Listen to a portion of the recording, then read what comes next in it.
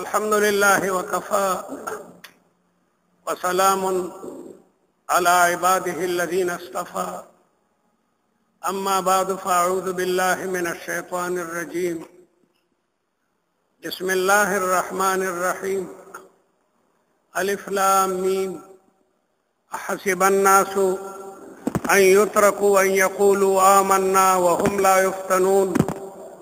ولقد فتنا الذين من قبلهم فليعلمن الله الذين صدقوا وليعلمن الكاذبين.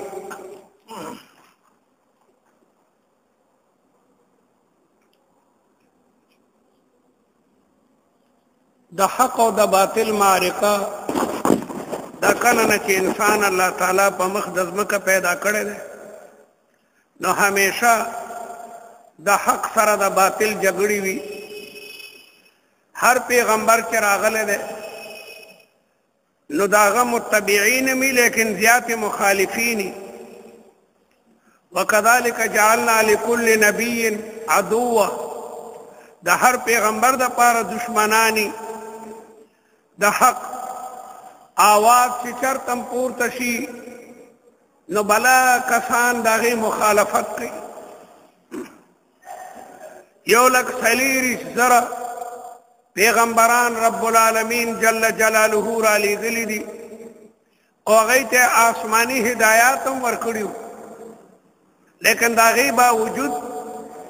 بلا دنیا به د پیغمبر مخالفه وه. تر دې چې یو ورځ کې کافرانو 40 پیغمبران هم شهیدان کړي دي. هغه زمانه کې په یو زمانه کې متعدد پیغمبران هم راتلل. د بیل قوم د پاره په بیل پیغمبرو د مسجد اقصی په منبر پیغمبران شهیدان شوي دي او د هغوی سره د هغوی ملګري هم شهیدان شو. پیغمبران د اوسپنو په ارو اره شوي دي او د اوسپنو په منګزو د هغوی غوښې منګز کړي شوي دي. پیغمبر به یې وتړلو او اره به یې ورته په سر کېښوده چې دا د لا اله الا الله کلمه به نه وې، د پیغمبر په ژبه به دا مبارکه کلمه وه او اره به یې په سر چلېده او هغه به د ژبې نه لا اله الا الله. نیم به یو طرف ته پرېوتو نیم به بل طرف ته پرېوتو. پیغمبرانو د پیغمبرانو ملګري به یې وتړل او د اوسپنو په منګوزو به یې د هغوی نه غوښې جدا کولې د کیمې په شکل کې او د هغوی په ژبه به د لا اله الا الله کلمه وه. بلا پیغمبران زکریا علیه السلام یحیی علیه السلام په دې طریقه باندې شهیدان کړي شوي دي. د پیغمبرانو ملګري به په مختلفو عذابونو کې مبتلا وو او بیا د رسول الله مبارک زمانه راله. رسول الله مبارک ته رب العالمین جل جلاله په 40 کال باندې د نبوت تاج په سر باندې کېښودو. د نبوت نه مخکې رسول الله مبارک د تمام عربو په نظر کې ډېر لوی شخصیت و. په پیغمبر علیه السلام باندې به فیصلې کولې، جګړه به راله رسول الله مبارک باندې به فیصله کېده. خلکو به خپل امانتونه د رسول الله مبارک سره کېښودل. دی چې د خانه کعبې تعمیر کولو او د حجر اسود د کېښودو وخت راغی نو قومونو جګړه شروع کړه. یو قبیلې وې دا به مونږ ږدو، بل وې دا به مونږ ږدو. قریب و چې لوی جنګ شوی وی خو خلکو وویل هلکه خبره په دې به پرېږدو، سهار چې څوک وختي راغی نو هغه به دا کاڼ ږدي. د ټولو نه مخکې رسول الله مبارک راغی حرم ته. بس نو خلکو وی جاء الامین جاء الامین. امین راغی، صادق راغی. د رسول الله لقب الصادق الامین، الصادق الامین، رښتونه او امین، امانتدار. نو رسول الله مبارک وی یو څادر راړی او رسول الله په خپلو مبارکو لاسو حجر اسود په هغې څادر کې کېښودو او بیا د هرې قبیلې سردار یې راوغوښتو چې سرداران راشئ ټولو ته وی چې دا څادر ټولو نیسئ. هغه کانه په صدر کې اوچت کو رسول الله خپل مبارک لاسو کې په دیوال کې خو جګړې ختمې کې نو رسول الله مبارک چې د نبوت داوا نه وکړي د تمام عربو په نظر کې الصادق الامین او کله چې رسول الله مبارک تعالی د نبوت تاج په سر کې خودو او د رسالت فریضه ورته والکا او ورته حکم ملاو شو یا ایها الرسول بلغ ما انزل الیک اے خوږ پیغمبره خلق ته د الله تعالی احکام ورسوا پیغمبر علیہ السلام په څلوېښتم کال به غار حرا تللو مکه مکرمه کې یو غر دی هغې ته جبل النور وایي جبل النور د دې جبل النور د پاسه یو غار دی هغې ته غار حرا وایي پیغمبر علیه الصلاة والسلام ته به خپلې بیبي خدیجة الکبرا څه ککوړې مکوړې تیار کړل او رسول الله به ځان سره لغونې اوبه هم واغېستې او جبل نور ته به بر اوختو او دغه غار کې به د خدای عبادت کوله د ابراهیم علیه السلام په طریقو به عبادت کولو عربو کې د ابراهیم علیه السلام د عبادت طریقې موجودې وي او هغه وخت کې د دغه غار حرا نه خانه کعبه هم ښکارېده دا بنګلې نه وي لکه نن سبا چې بلا بنګلې دي د غار حرا نه هم خانه کعبه ښکارېده او د غار ثور نه دا بل غار دی په کم کې چې رسول الله 3 ورځې او 3 شپې پټو ابوبکر ورسره او بیا د هغه ځای نه مدینې منورې ته هجرت وکړو نو هغې ته غار ثور وایي او هغې غر ته جبل ثور وایي نو رسول الله مبارک به دغه غار حرا ته راتلو او په دې کې به عبادت کولو یو ورځ رسول الله عبادت کړي چې فرشته رااله او رسول الله مبارک ته وی چې اقرا پیغمبر اسلام ما انا بقارئ یا لست بقارئ ما خصل الصل نه کړي ما خو سبق نه دی ویلې فرشته ورته بیا وای په دریم دل فرشتي رسول الله مبارک د خپل سینې سره یو ځای کو او بیا رسول الله مبارک توي اقرا باسم ربك الذي خلق خلق الانسان من علق دا د رسالت آغاز رسول الله مبارک ته د رسالت آغاز او فریضه والا کړی شو پیغمبر اسلام کور ته راځي او وحی ډیر دروند شی دی ډیر دروند شی دی ان سنلقي عليك قولا ثقيلا الله تعالی وحی ته قول ثقيل وي یو صحابي وي چې رسول الله مبارک دا زنګون زما په زنګون پروتو او رسول الله باندې وحی راتلنو قریب او چې زما زنګون چوره چوره شوی دومره لوی بوجو وحی ډیر لوی ثقيل قول رسول الله مبارک کور ته راځي او بی خدیجه ته وایي چې زملونی زملونی ما کمبل کې پټ کئ ما کمبل کې پټ کئ پیغمبر اسلام باندې دا ستبه راغلی و چې د سړی ساړم کیږي بعد ته به دا سی چې د سړی ساړی کیږي او بیا بیبي تاسو کوي چې څه تکلیف ده پیغمبر اسلام وایي دغه چې غار حرا کې په عبادت کيو ما ويو نورانی فرشتہ رااله او ما ته وی چې اقرا باسم ربک الذی خلق ما ورته وی چې ما انا بقارئ یا لست بقارئ بیا دې سینې سره یو ځای کوم او زه یریږم چېرته زه منډ نشم بیبي تسلي ورکړه کلا والله لا یخزیک الله ابدا الله به تا رسوا کوي نه الله تعالی به تا بې مدده نه پرېږدي انک لتصل الرحمه تو خود خپل ولو ډیر خیال ساتي وتکسب المعدوم د فقیرانو خیال ساتي او د خلکو نه بوجونه پورته کوي وتعين على نوائب الحق تو خود خلکو په هر ځای کې لګیا مدد کوي د کمزوري نه پند پورته کوي د یتیم په سر لاس کیږي ستانه خو ټولې ښېګړې خلکو ته منتقله کیږي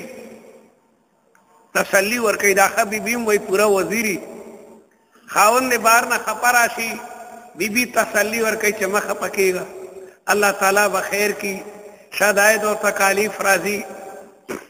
او بیا بیبي ځي د خپل تره نه تپوس کوي یا د تره د زوی نه ورقه ابن نوفل کې اختلاف دی چې دا تره دی که د تره زوی دی هغه د آسماني کتابونو ماهر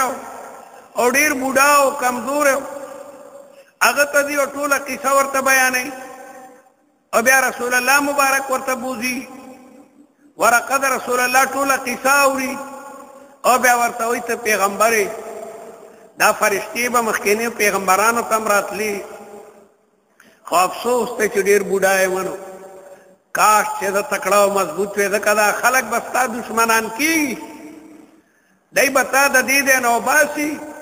رسول الله وایي او مخرجیه دی به ما وباسي ځکه تمام مکه د رسول الله د امانت د رسول الله د صداقت قائله وه دته به الصادق الامین وي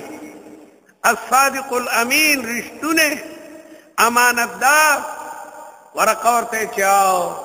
هر پیغمبر چې راغلی دی هغه خلکو ته د لا اله الا الله کلمه ویلې ده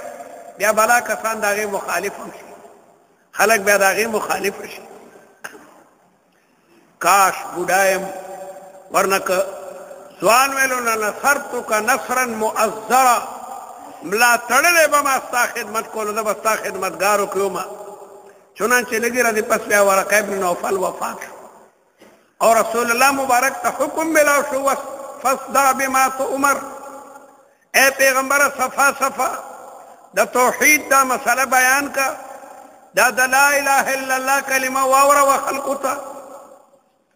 رسول الله مبارک د صفا په غونډۍ خیږي او آواز کوي یا اهل مکه تعالوا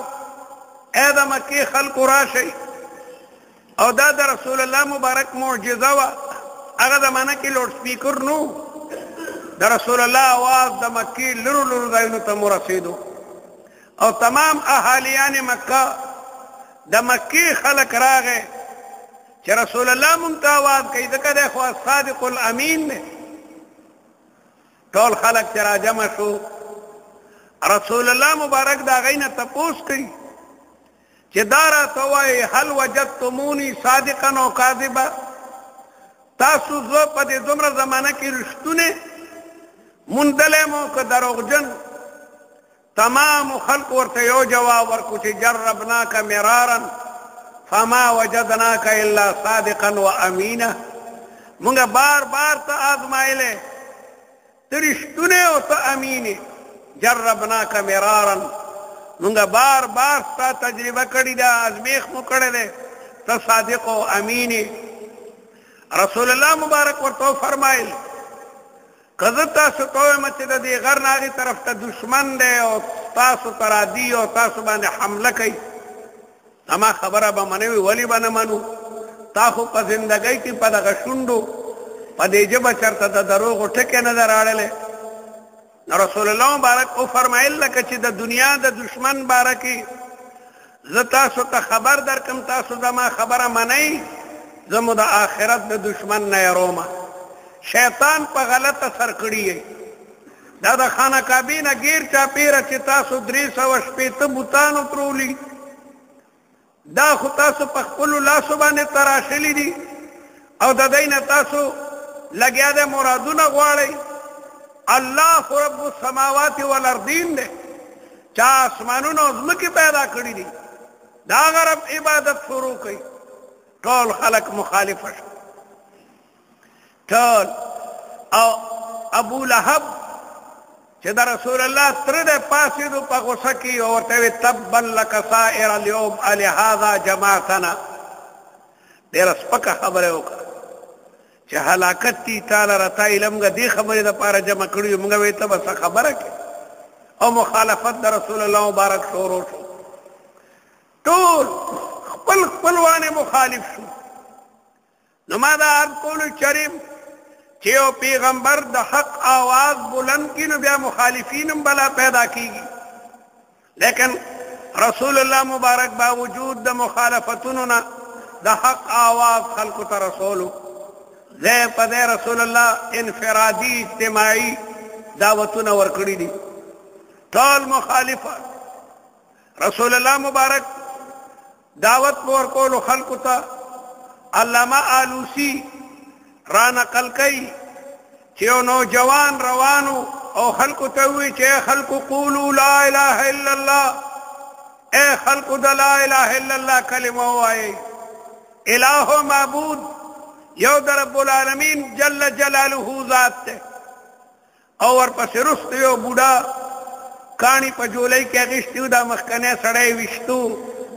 او خلقو ته وی ایها الناس لا تصدقوه خلقو دا خبره مه منئ فانه کذاب وای ما تاسو کو چې دا مخکنی څوک ته وی دا محمد مصطفی صلی الله علیه وسلم دی د خلقو ته د هدایت لار خي او دا رستونه ابو لهب دی د مخالفت کوي نو د رسول الله مبارک مخالفت شروع کو تمام قریشی قبیله د رسول الله مبارک لګیا د مخالفت کوي د ټولو نمخ کې پر رسول الله مبارک په ایمان بیبي خدیجه الکبرى راړو او په سړو کې ابو بکر صدیق او په ځوانانو کې حضرت علی او په غلامانو کې بلال شپږم نمبر عبد الله ابن مسعود بیا اسلام راړل دي دا یو څو تنه د رسول الله مبارک سره نما دا هر کولو چې چرم د حق آواز بلند شنو مخالفین بیا ډیری لیکن پیغمبران باوجود د مخالفت نه د حق آواز خلقو ته رسي پیغمبر علیه الصلاۃ والسلام ته په دغه لاره کې بلا تکلیفونه رسیدلي دي رسول الله مبارک فرمایي لقد اوذیت فی الله ما لم یوضع احد دا الله تعالی په لاره کې ما ته بلا اذیتونه را رسیدلي دي چې ما نه مخکینو پیغمبرانو ته دومره اذیتونه نور رسیدلي ولقد خفت فی الله ما لم یخف احد الله تعالی د آیاتونو کې دغه خبره کوي چې یوازې دا موایي چې بس مونږ د لا اله الا الله کلمه ووالو بس جنت ته بځو دا ډېر وایي که نه مړه خو بس کلمه مې ویلې ده که نه چې ورته یې مونځ کو ولې هلکه د اسلام په مونځ کې دی هلکه روژه ولې نه نیسي ولې د اسلام په روژه کې دی هلکه دا کوه هر یو خبره به درته رد کوي نو اسلام بیا څه ته وایي اسلام وایي څه ته چې ته مونځ نه کوې او اعتراض کوې چې ولې د اسلام په مونځ کې دی چې درته وایي روژه ونیسه ته ولې د اسلام په روژه کې دی هلکه مالدار یې حج وکړه ولې د اسلام په حج کې دی هلکه ځکه نو اسلام دی څه کې اسلام څه ته وایي خلقو د اسلام نه یو ټوکه جوړه کړې ده الله تعالی وایي احسب الناس آیا خلق دا خیال کوي ان یترکو چې بس دی به جنت ته ځي دی به پرېښودی شي ان یقولوا آمنا صرف د آمنا په وینا باندې ما ایمان آورده یم مونږ ایمان راړلی او بس مونږ خو مړه ده لا اله الا الله محمد رسول الله کلمه ویلي وهم لا یفتنون او حالانکه دی باندې لا امتحانات نه دي راغلي د دې کلمې په لاره کې د دې اسلام په لاره کې په انسان باندې بلا امتحانات راځي د دې کلمې بلا تقاضاګانې دي هغه ټولې تقاضاګانې به پوره کې او الله تعالی وایي دا سنوي خبره نه ده ولقد فتنا الذين من قبلهم موږ د مخکینو خلکو نه امتحانات اخیستي پیغمبران د اوسپنو پارو اره شوي دي او د اوسپنو په منګوزو منګز شوي دي لیکن هغوی د لا اله الا الله کلمه نه ده پریښي ولقد فتنا الذين من قبلهم فلا يعلمن الله الذين صدقوا پس الله تعالی جدا کی رښتونی ولا يعلمن الكاذبين او جدا کی دروغجن امتحان کی پته لګي چې رښتونه څوک دی او دروغجن څوک دی د وینې مجنون څوک دی او د پيو مجنون څوک دی امتحان کی پته لګي عند الامتحان یکرم الرجل او یهان امتحان کې د سړي پته لګي د یو طالب علم پته په امتحان کې لګي چې د امتحان ته تیاری کړو پاس شو که پکې فیل شو زما رونو د ابتدا راسي د حق او د باطل د معرکه جاری ده علماء کرامو هر وخت د حق آواز بلند کړی دی او مخالفینو مخالفت هم کړی دی سر کې خود رسول الله مبارک صرف مشرکان دشمنانو مکه مکرمه کې مشرکینو د رسول الله مبارک خلاف شروع کړلو تر دې چې د رسول الله د قتل اراده وکړه چې د وجنو او صلایو کچ د هرې قبیلې نه یو سړی راشي او د شپې به په حمله وکړو نو د خپلوان دومره تکړه نه دي چې د ټولو قبایلو مقابله وکړي او رسول الله مبارک باندې وحی را دي چې زما خوږه پیغمبره اوس ته دا مکه مکرمه پرېږده دا خلک ستا د قتل بنا کوي پیغمبر علیه السلام ته مخکې نه اطلاع وه چې ته به د دې ځای نه ځې او رسول الله مبارک ابو بکر ته ویلي چې دواړه به یو ځای بیا هجرت کوو ابو بکر صدیق هغې دپاره دوه اوښې تیارې کړې وې ابو بکر مخکې هم یو ځل د هجرت اراده کړې وه لیکن ابن دغنه کافر ورته وی چې نه مثلک لا یخرج ولا یخرج تا غوندې یو شریف انسان هغه څوک هم نه وباسي هغه منع کو ابن دغنه کافر و لیکن ابو بکر ډیر لوی شریف و د خپل خاندان او د تمام مکی خلکو سره احسانات نو کافر وی ته به دا مکه نه پرېږدي ابو بکر صدیق د خپل کور مخې ته وړوکی غوندې د عبادت لپاره ځای جوړ کړی په هغې کې به ناستو او د قرآن تلاوت ته کولو او ډیر بهترین قرات او خپل هم رقیق القلب نو قرآن مې چې لوستو جړل به او کافران مې چې تېرېدل او د ابوبکر تلاوت په اورېدو نو هغوی باندې به اثر کېدو ای به اسلام راوړلو نو هغوی ابن دغنه ته لاړل چې دا سړی د دې ځای نه تلو تا واپس کو خبر نه اخو د کور نه پس په یو ځای کې کور نه بهر یو ځای کې ناست دی او چې د قرآن تلاوت کوي د خلکو په اړه ډېر لوی اثر کوي نو ابن دغنه ورته ووایي چې دا تلاوت دې کور کې کوه ما تا ته پناه درکړي د خلکو ما ته شکایت نو ابوبکر صدیق مخکې نه مې اراده کړې وه خو بیا رسول الله مبارک ورته چې دواړه به یو ځای ځو پیغمبر علیه الصلاة والسلام د شپې نه حضرت علي رضی الله تعالی عنه ته وایي چې زه به ځم او ته زما په کټ به ودرېږې ځکه چې ما سره د خلکو بلا امانتونه دي او دا امانتونه به ته خلکو ته رسې دا د پلانکي امانت دی دا د پلانکي امانت دی د مکې خلکو تمام امانتونه به رسول الله مبارک سره کېښودل او پیغمبر علیه السلام چې د ټولو کافرانو د کور نه ګیرا چولي ده پیغمبر علیه الصلاة والسلام څه آیاتونه وایي او شاهت الوجوه دا مخونه د سپیره وي رسول الله ځي او هغه یې نه ویني رسول الله مبارک لګیا دی ووتو ابوبکر صدیق یې ځان سره کړلو او شپه په شپه جبل ثور ته لاړل او بره غار دی هغې غار کې ابوبکر او حضرت محمد مصطفی صلی الله علیه وسلم پناه ونیوله او مخکې نه دی او کافر سره صلاح کړې وه چې بیا به ته راځې او مونږ به مدینې منورې ته رسې هغه زمانه کې لارې معلومول ډېره ګرانه خبره وه دا سړکونه نه ریګستاني علاقه وه ریګستاني علاقه کې لاره موندل ډېره ګرانه د هغې بل ماهریني هغې ته عربۍ کې دلیل وایي خریت هم ورته وایي رهنما رهبر هغوی به ډېرې پیسې اخېستې یو قافله به یې د یو ځای نه بل ځای ته رسوله ځکه د شګو په علاقه کې لاره هغه ځان ته پټه شي که په یو لاره سلو خان هم تیر شي او لغوندې هوا راشي د اوښانو هغه پلونه ملونه ځان ته وران کړي او دې ځای کې ډېرې تېزې هواګانې چلیږي اوس هم بعضې موټرې بیا هغې هوا کې ودرېږي خلک په بره څادر وتړي زبردسته غټه شګه ده چې هغه شروع شي د موټر دا روغن موغن ځان ته ختم کړي ډېرې قافلې شګو کې دغسې دفن شوي دي د شپې نه قافله ودي هوا چلیږي او دا شګه پې لږه لږه راځي ثابتې قافلې نو ابوبکر صدیق او رسول الله مبارک مخکې یو کافر چې هغه د لارو ماهره ورته ویلي و چې ته به مونږ ته لاره ښې او دومره پیسې به درکوو د پیغمبر علیه الصلاة والسلام او ابوبکر صدیق هغې غار ته ځي او هغې غار کې بلا سوري و ابو بکر صدیق هغه کې کہانی یا 400 لړم راونوزي مار راونوزي وګدي کسی دي بلکې یو لړم یو مار ابو بکر صدیق په ګوتو چی چلو او رسول الله آرام کوي او د ابو بکر د سترګو نوخ کې را دي د درد د وجه رسول الله چې قتل ویجی دغه پیغمبر السلام په مبارک تو کانو لګو لګا درد لاړو بلکې بعد تاریخ لیکي چې هغه مار وای چې خو د ډېری مدیره دلته دیرم چې د رسول الله ملاقات وکم د رسول الله د لیدو د پاره د تمام کائنات منتظرو د لیل او نهار ګردشونه کیدل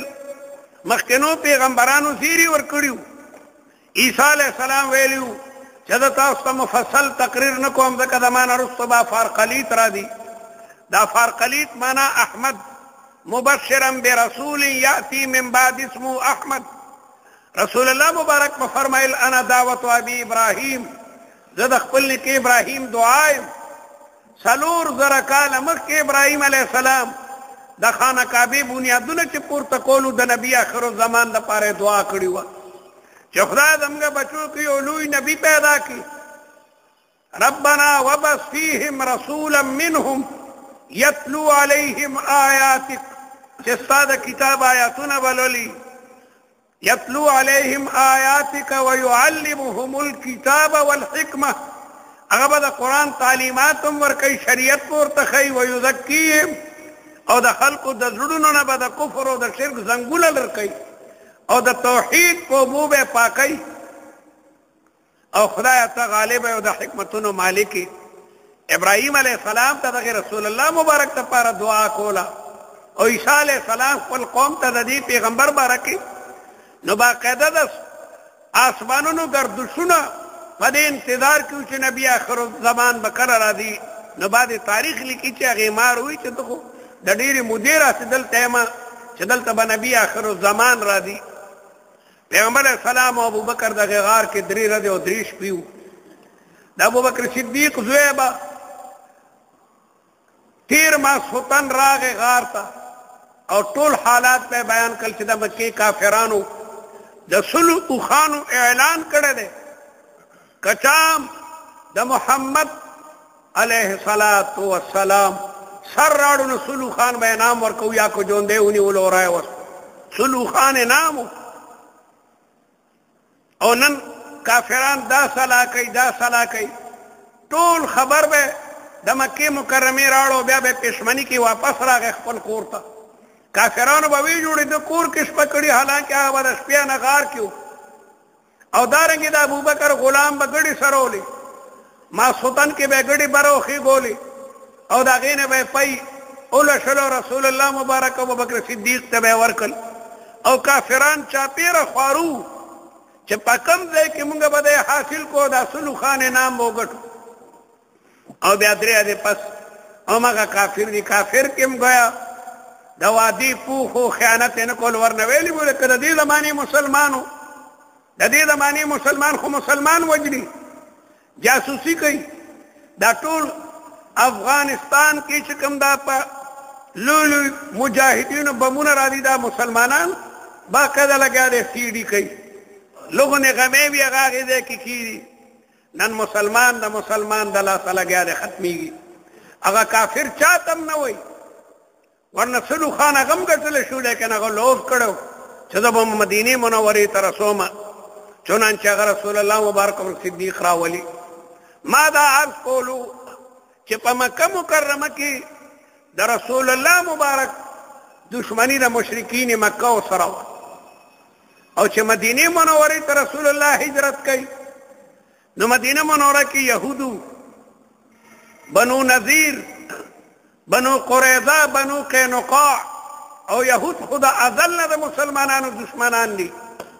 نو د رسول الله مبارک زیاته دشمنی په مدینه منوره کې يهودو کړی ده او دلته یو د منافقانو ډلم را پیدا شو عبد الله ابن سبا يهودي اسلام راړو برای نام چې ځان ما مسلمان کم او د اسلام په نوم به دغه مسلمانانو کې اختلافات لګیا دي چې کوم نه پیدا کوم دې ته سبای فتنه وای نو بعد يهوديانو برای نام اسلام راړو چې موږ به برای نام اسلام راړو نو د پیغمبر علیه السلام مجلس کې به ناست یو نو د هغه ټولې خبرې به موږ اورو او بیا به خپلو سردارانو ته هغه خبرې. دا منافق چې که نه دا د سور کافر نه هم ناکاره. کافر خو بیا هم کافر دی ته ورته لکه ته د ما دشمن یې، لیکن یو سړی تا سره ناست دي او ځان نه مسلمان جوړ کړی، تسبیح په لاسو کې وي او ذکر او اذکار کوي او ستا بنیاد وباسي، دې ته مارې آستین وایي. د نستوړي مار دا ډېر خطرناک. الله تعالی وایي ومن الناس من یقول آمنا بالله. د مدینې په دې خلکو کې داسې خلک هم شته چې هغه آمنا وایي، آمنا بالله وبالیوم الاخر، او الله وایي وما هم بمؤمنین. دا مؤمنان نه دي. یخادعون الله والذین آمنوا. دی په خپل خیال کې خدای ته دوکه ورکوي، حالانکه خدای ته څوک هم دوکه نشي ورکولی. او مؤمنانو ته وما یخدعون الا انفسهم وما یشعرون. د مسلمانانو مجلس کې به ناستو نو ورته به وي چې آمنا موږ خو ایمان راوړی دی، موږ خو ستاسو ملګري یو، تاسو سره یو ځای مونځ کوو. دا تسبیح نه ګورئ، سل تسبیح د موږ لاسو کې دي. او اذا خلوا الى شیاطینهم، کله چې خپلو سردارانو ته ورشي قالوا انا معکم انما نحن مستهزئون. موږ خو مسلمانانو سره ټوکې کوو، ساده خلک ته موږ ورته آمنا وایو، بس هغوی د موږ ملګري په آمنا باندې هغوی. نو ما دا عرض کولو چې کله حق راغلی دی نو باطل ورته مقابلې ته ولاړ دی. اوس هم په دنیا کې د حق او د باطل معرکه ده. عبدالله ابن سبا دومره لوی اختلافات پیدا کړل، دومره لوی اختلافات چې د هغه د فتنې د وجې نه حضرت عمر رضی الله تعالی عنه شهید شو. حضرت عمر رضی الله تعالی عنه جمعات ته راځي د سحر مونځ ته او یو ظالم یې په خنجر ولي. حضرت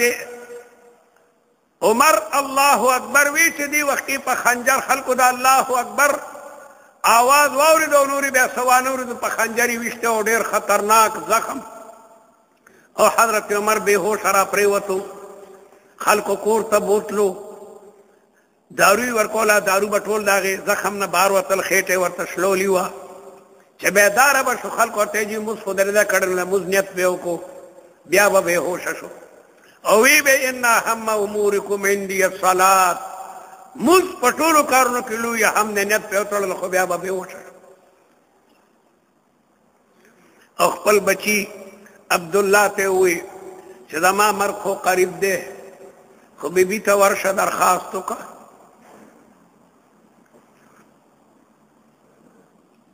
که ما ته د رسول الله مبارک په خوا کې د قبر د پاره ځای راکړي نو دا به زما دپاره ډېر لوی سعادت وي. د رسول الله مبارک د قبر سره خوا کې د ابوبکر صدیق قبر دی. د پیغمبر علیه السلام د قدمونو سره د ابوبکر صدیق سر مبارک برابر دی. او بل ځای و چې که دا ما ته ورشه ورته عبدالله د حضرت عمر زوی دی، هغه ورغی بیبي ته چې دا داجي خدا مطالبه ده او درخواست کوي. بیبي وی دا دی خو ما ځان ته ساتلی و، خو چې حضرت عمر وایي نو زه ایثار او قرباني کومه، دا ځای ما هغه ته ورکو، ورشه داجي ته دې دا ووایه. عبدالله ابن عمر راځي داجي ته وایي داجي بیبي هغه ځای تا ته وبخلو. حضرت عمر بیا خپل بچي ته وایي بچی اوس خو زه ژوندی یم، د ژوندي سترګې بیلې وي چې مړ شي بیا لږ فرق راشي نو زما د مرګ نه پس بیا ورشه، بیا ورشه که د بیبي خوښه وي. هغه بیا راغی وی نه بس ما چې هغه ځای هغه ته بخلی دی. بهرحال ما دا عرض کولو د حضرت عمر شهادت وشو، د هغې نه پس بیا حضرت عثمان رضی الله تعالی عنه خلیفه کېږي او د هغې ابتدایي زمانه هم ډېر په امن سره وه. خو دغه منافقینو کوششونه کولو چې په کومه طریقې سره دی مونږ شهید کړو، دا لوی لوی داستانونه دي. او بیا حضرت عثمان هم شهید کېږي. مخالفین راځي د حضرت عثمان د کور نه ګیره اچوي او صحابه راځي چې مونږ ته حکم را چې مونږ دی سره جنګ وکړو. حضرت عثمان وی زه خپلې وینې د مسلمان په وینه باندې نه رنګومه، زه چې مظلوم مړ شم دا خیر، لیکن جنگ نه خوښوم چې د رسول الله په دې مبارک ځای کې د جنگ وکړم زه جنگ نه کوم او د قرآن تلاوت کولو بدقسمته ظالمان رالل او حضرت عثمان شهید کو د قرآن مجید په دې آیت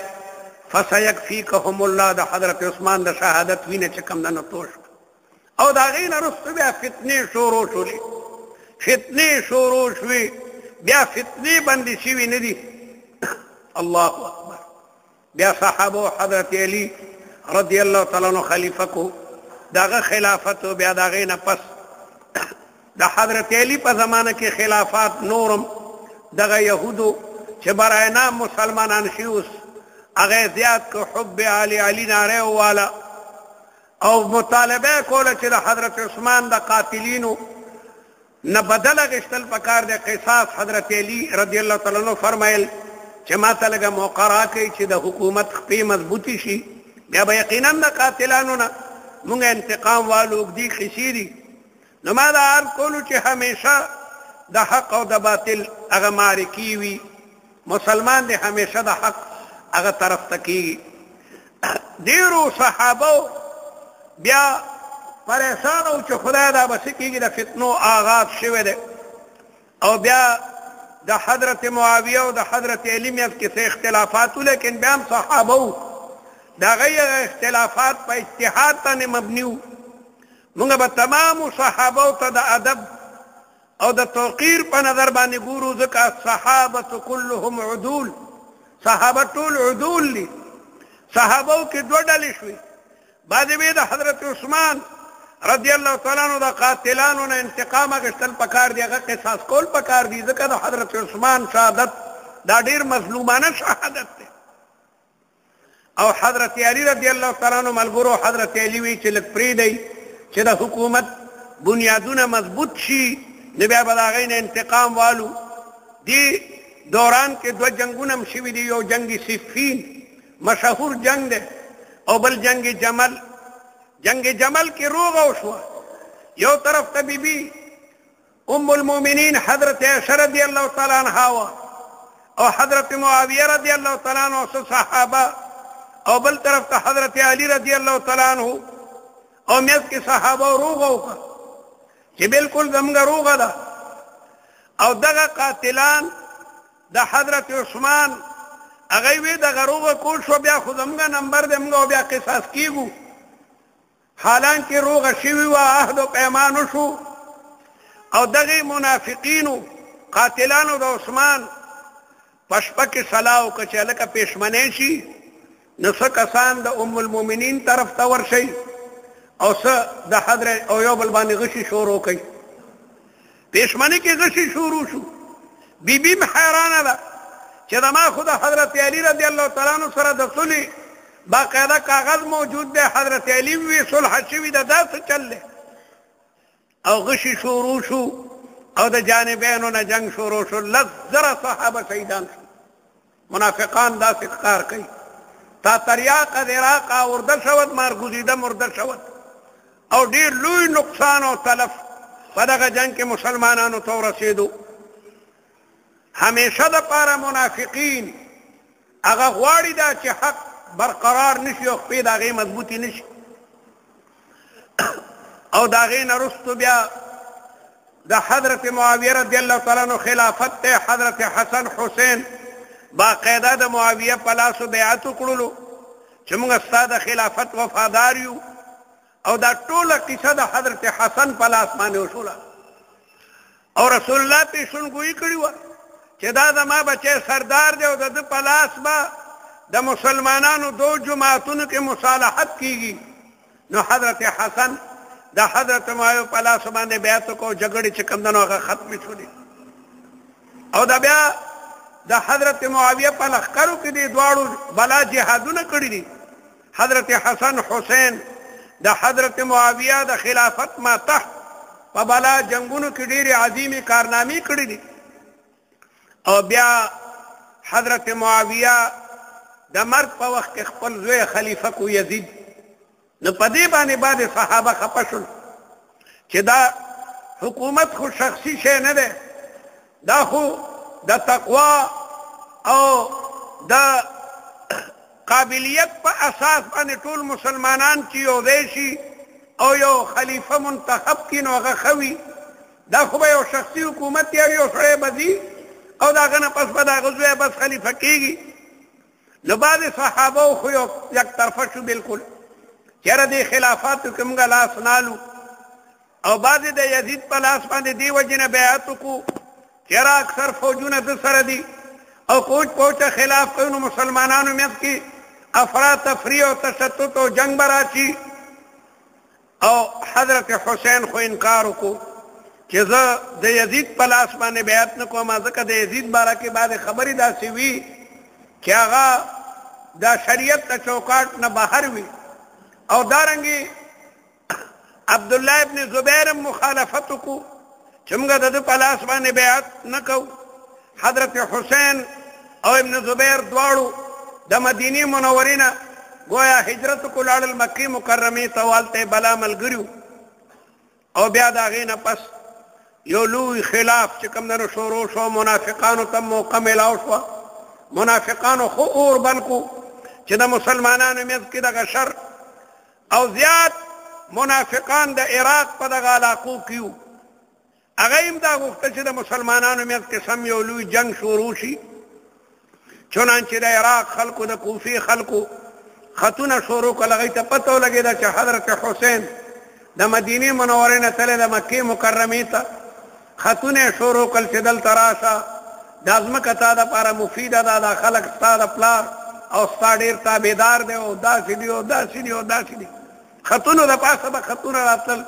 او قاصدانو د پاسه به قاصدان چې کوم دنو هغه راتلل. وعلى کل حال مخکې تفصیلات په بیا بیان کړم. همیشه د هغه وخت نه چې مسلمانانو کې دغه اور بل شوی نو دا اور لا تر اوسه پورې مړ نه دی. په دغه ورځو کې بعضې خلک د صحابو بد وایي او بعضې خلک په تیش کې راشي. صحابه كلهم عدول، د صحابو باره کې یو لفظ ویلم دا مناسب نه دي. الله تعالی قرآن مجید کې د صحابو تعریف کوي. محمد رسول الله والذین معه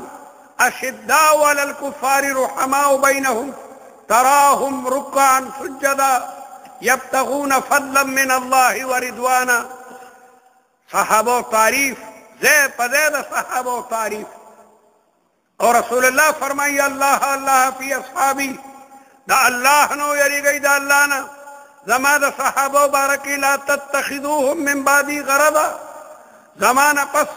صحابه د کنځلو نښه مه ګرځوئ چې کنځلې او بد رد ورته کوئ. فمن احبهم فبحبی احبهم،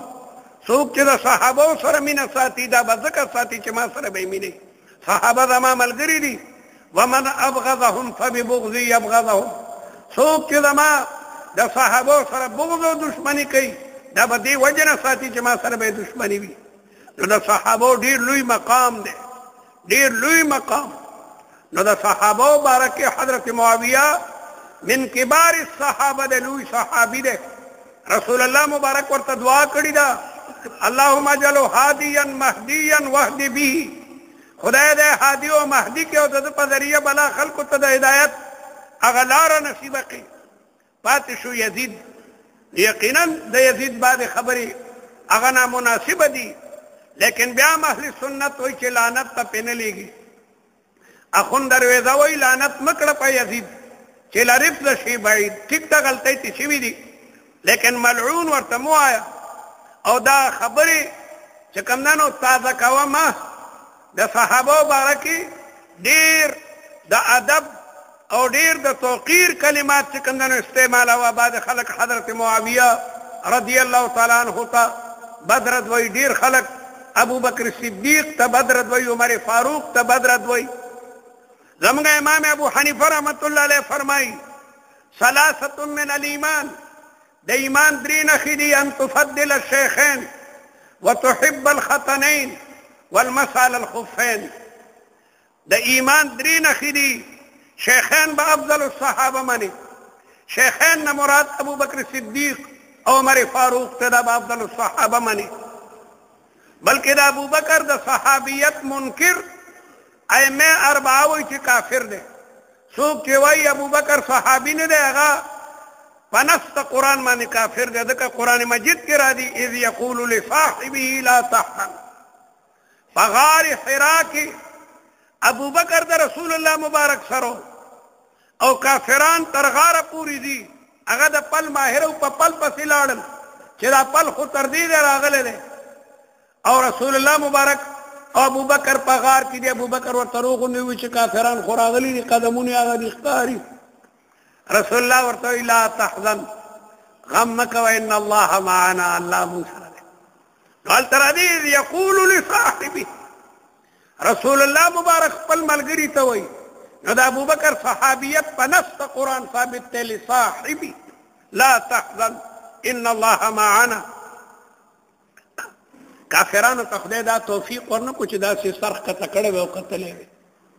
ځکه د غار په خولې کونترې په اګو باندې ناسته وه او عنکبوت هغه خپل تنسته کړې وه، وې که ننوتی و د عنکبوت دا سرونه به ټول شلېدلي وو، هغه یې سر هم ښکته نه کړلو. که سر یې ښکته کړی و رسول الله مبارک په هم کتلی، ابوبکر صدیق هم، لیکن الله هغوی نه دا توفیق لرې کړو. نو رسول الله مبارک ابوبکر ته وایي لا تحزن غم مه کوه ان الله معنا، خدای مونږ سره دی. نو د ابوبکر د صحابیت منکر قطعي کافر دی. او حضرت عمر تعریف کوي رسول الله مبارک واشدهم فی امر الله عمر په دین کې د ټولو نه کلک او مضبوط دی. نو دا دوه صحابه دا به افضل الصحابه مني. او وتحب الختنین، د رسول الله د زومانو سره به محبت ساتي. د رسول الله یو زوم حضرت عثمان رضی الله تعالی عنہ دی او بل زوم حضرت علی دی. د دې دواړو سره به مینه ساتي.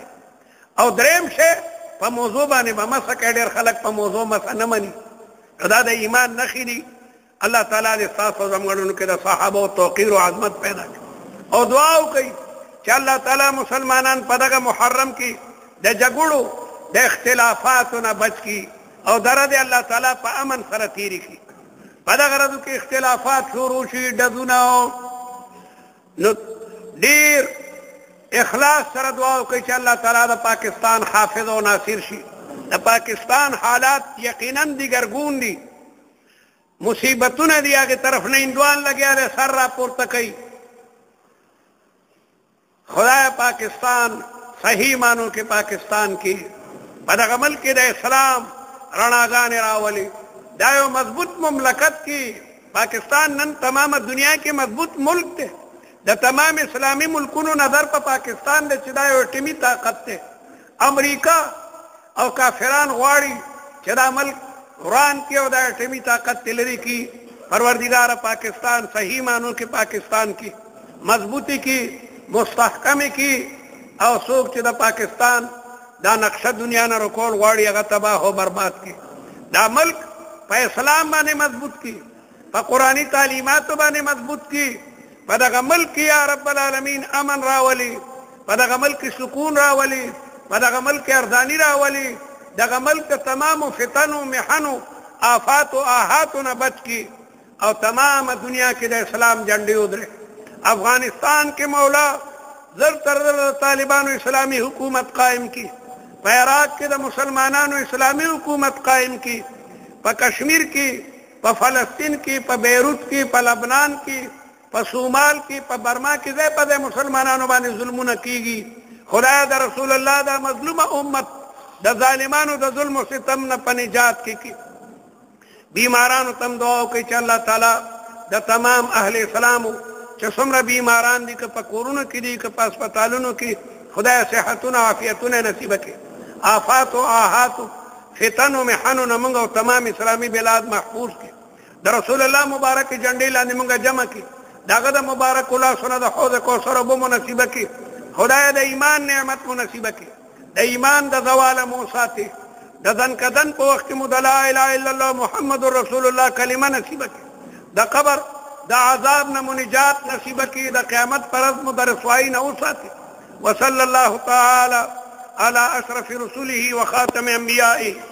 وعلى آله واصحابه اجمعین الطیبین الطاہرین.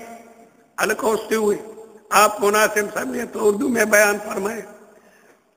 मुझे पता नहीं था, वरना मैं उर्दू में खिताब कर लेता। बहरहाल चूंकि अक्सरियत यहाँ सब उन लोगों की है जो पुश्तो बोलने वाले हैं, इसीलिए अगर पहले से मुझे मालूम होता